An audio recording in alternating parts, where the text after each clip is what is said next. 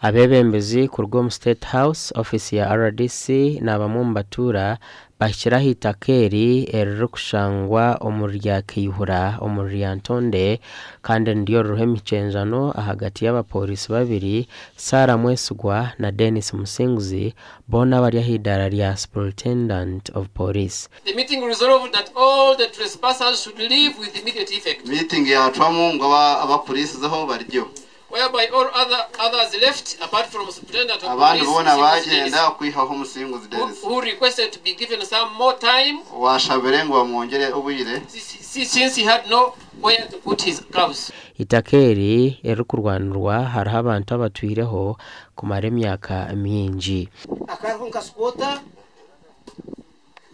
wena katongore bakaba ishogu na katongore bakaba kwatiri itakeri abuko hariho abarwete bomerisi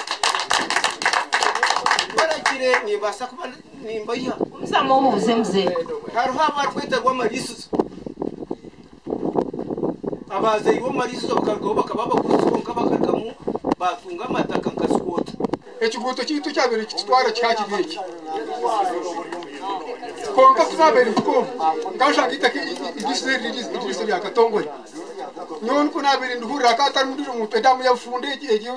eyo ko ribagamba haifa ikidamu yafunde no amasega bere gamyo gona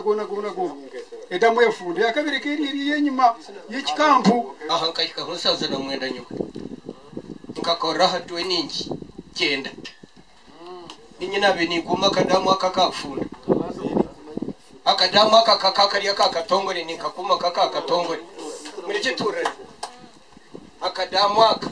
unakwete nkakora twe ningi genda konka amarisi zagana bazagatera nkandi ya abapolisi abarukurwanira itakeri n'abajyangu baza kuratira amateka okureba ngo nshongeza hwakurunji batahenzire beragiro ine mazima gimbenishere mbere ni mangu kuri takari yange kandi shemerere burtu abo kubebirebi abantu nibirikanga bakwatse cyakoto ko kubana bagamba konga bundu koti ebura kona mazi konga ni mpamya koti yerizo yari kusapotinga koti yindije mpaka Did court justify whether I'm wrong or right? Ekirungi tinga nagamba binje byo mukoti niho baro yabanje they have failed bahayo defense yabo na counter claim we have done it biona court neza kutushobora Mbwe nani mbuzo mwana hariho izina rya file handikire or remember umurina mbitano ngwe sho kuzabaho katuraho nikibanyisa ngo nazarwo munzu yo muntu road nujo gito yawe abebembezi bashabira babiraba okume kitinisa cya polisi omunshongeji umuntu ukora ebibarukora mu uniform ya Uganda Police nabikora nko umuntu kitongore cya Uganda Police mbeno ninyenda ngo we really disassociate ourselves from the actions of these senior officers by Uganda Police Force ebibarukora nebyabo kaba